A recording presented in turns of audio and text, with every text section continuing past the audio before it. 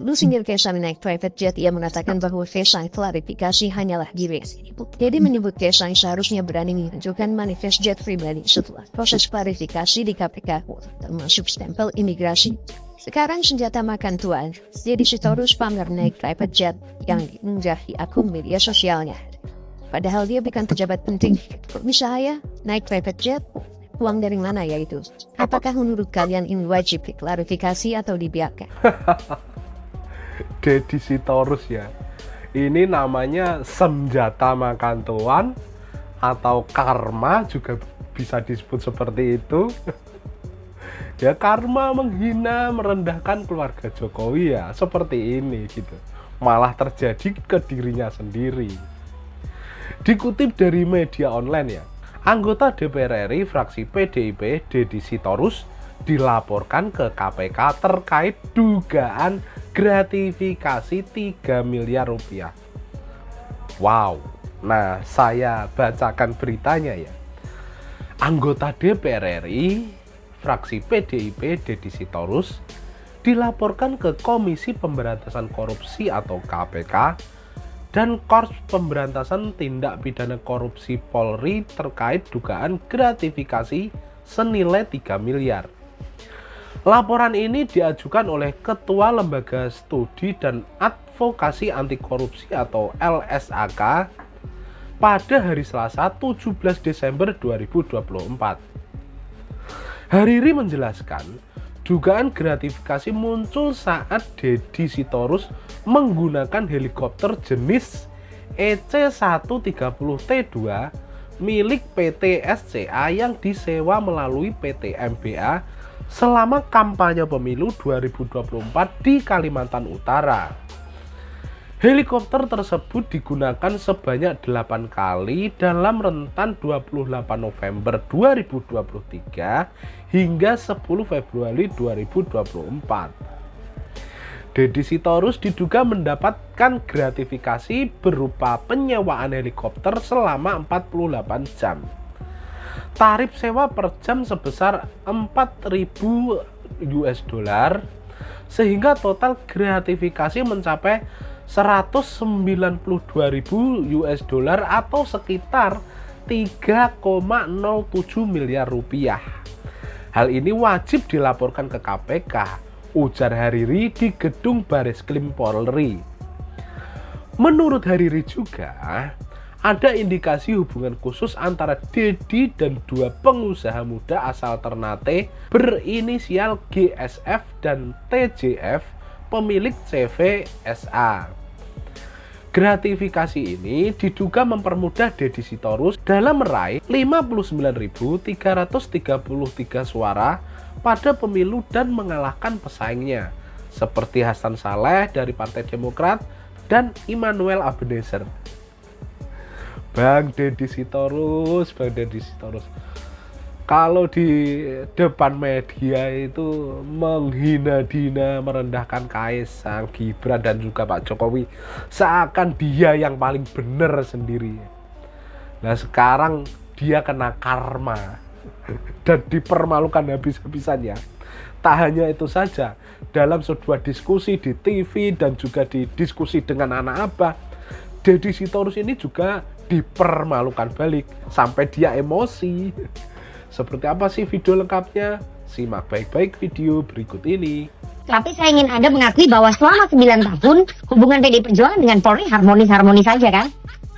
Dari zaman sejak reformasi, hubungan kita bagus-bagus aja. Ya. Kan tadi saya sudah sampaikan, mulai 2024 inilah, selama kepemimpinan Pak Listio Sigit, ya, kita melihat dalam yang namanya Pileg dan Pilpres, isu ini kan muncul.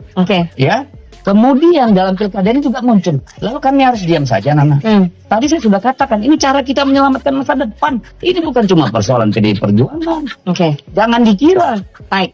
Ini persoalan PDI Perjuangan menang kalah. Mulutnya lamis. Baik, jadi cikal bakalnya adalah persoalan kontestasi kemarin ya. Ya.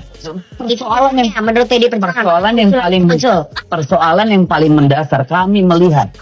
Ya. Polri sudah masuk ke ranah yang seharusnya dia jaga. Tidak. Kita berharap Polri menegakkan hukum dan undang-undang. Baik. Kalau mereka sudah melangkahi itu, lalu kita mau berharap sama siapa? Nah, jadi ketika PDI Perjuangan berkuasa, Polri tidak masuk dalam ranah politik, Anda bisa menjamin itu? Anda pernah dengar ininya nggak? Oke. Nggak, saya tanya Anda. Enggak, saya tanya kejujuran Anda dong, Bang Deddy. Loh, saya tanya Anda pernah mendengar nggak berita seperti ini selama 9 tahun kami bersama pemerintahan Jokowi? Karena kan pada saat itu hubungan Saya tanya dong. Jokowi masih baik. Kamu kan wartawan, pasti tahu dong. Banyak Sebutkan informasi Ya, yang sebutkan mengatakan aja. kedekatan PDI Perjuangan dengan Polri. Loh, kalau dekat ya pasti dekat. Ya. Pasti sangat dekat dengan Polri. Oke. Nggak mungkin nggak sebagai partai dalam Jadi pada pemerintahan. saat PDI Perjuangan dekat dengan Polri, tidak ada intervensi.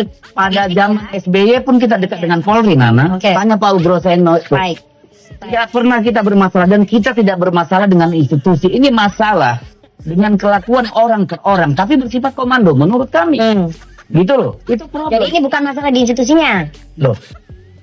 Saya udah jelasin barusan kan. Oke, jadi bukan masalah di institusinya ya.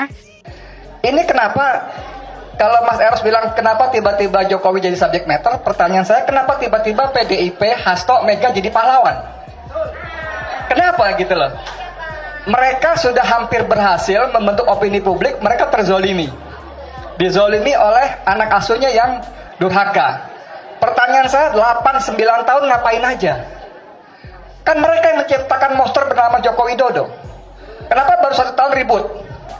9 tahun mereka kalau kita mengutip kata si Faisal Assegaf, itu Megawati dan Joko Widodo orang yang paling banyak menindas rakyat Indonesia tuh dia, mereka berdua. PDIP kok menikmati, tidak bisa tidak. Tidak bisa tidak. Sekarang pura-puranya atau beneran berantem tapi didramatisir jadi pahlawan, terzolimi. Enggak bos. Saya sependapat dengan Pak Kurnia tadi bahwa siapapun sekarang yang melawan Jokowi teman kita. Tapi khusus PDIP catatan panjang. Kalau memang berani mau ayo sama-sama, tapi tetap catatan panjang. Kita memaafkan tapi tidak melupakan. Baik. Ya, dasar PDIP dasar sekali. Waktu revisi undang-undang KPU ngapain? Semua begitu banyak KPU, KPK. Begitu banyak ngapain? Dulu waktu masih oposisi, BBM naik, mewek, nangis. Sekarang paling depan pasang badan. Jadi ngapain gitu loh? Nah teman-teman rakyat Indonesia, ini disiarin semua, jangan terkecoh. Jangan terkecoh sedikit pun juga, ya. Ini cuma masalah kesempatan mereka berbeda jalan aja. Kalau masih satu, mereka saling menunggangi kok. PDIP menikmati 9 tahun. Naturally, secara natural, semua partai bertarung, berkontestasi untuk mendapatkan mengelola kekuasaan. Apa itu partai politik? Ya, isinya rakyat. Apa bukan manusia isinya? Bukan rakyat? Iya dong. Lalu ketika kemudian menang pemilu, PD Perjuangan ada di pemerintahan, wajar nggak dapat menteri? Ya wajar. Karena sejatinya itulah tugas partai politik, supaya ideologi organisasinya, platform partainya bisa dikelola oleh pemerintahan. Dan itu dibuktikan PDI Perjuangan dengan KIP, dengan BPJS, dan seterusnya, dan seterusnya. Lalu kalau dikatakan menikmati apanya? Yang jelas dong. Hanya karena kita punya 4 menteri, masing-masing tiap periode, emang menteri apa yang kita dapat? Menteri Hukum, Menteri Dalam Negeri, Menpan RB, Menteri Pendayaan Perempuan. Emang kita ngambil Menteri BUMN? Emang kita ngambil Menteri Perdagangan? Lah, oh, nggak diminta. Bukan, nggak ada urusannya sama rakyat. Yang kita ambil itu kan yang urusannya dengan itu. Jadi kalau Anda katakan menikmati, ya memang harus menikmati. Kalau nggak, ngapain jadi partai politik? Tapi apakah dipakai untuk memperkaya diri? Silakan Anda buktikan. Jadi kalau sekarang dikatakan seolah-olah PDIP pengen jadi pahlawan, emang siapa yang pengen jadi pahlawan? Kami berjalan, berjuang, melawan sesuai yang kami alamin. Bukan minta dianggap jadi pahlawan, nggak penting. Mengapain jadi pahlawan? Emangnya kami nggak mengalami tekanan? Emangnya saya nggak setiap saat diawasi? Gimana sih? Itu bukan untuk minta belas kasihan, enggak. Nggak perlu PDP, nggak usah, emang kenapa? Kan gitu nih urusannya. Lu jual, gue beli.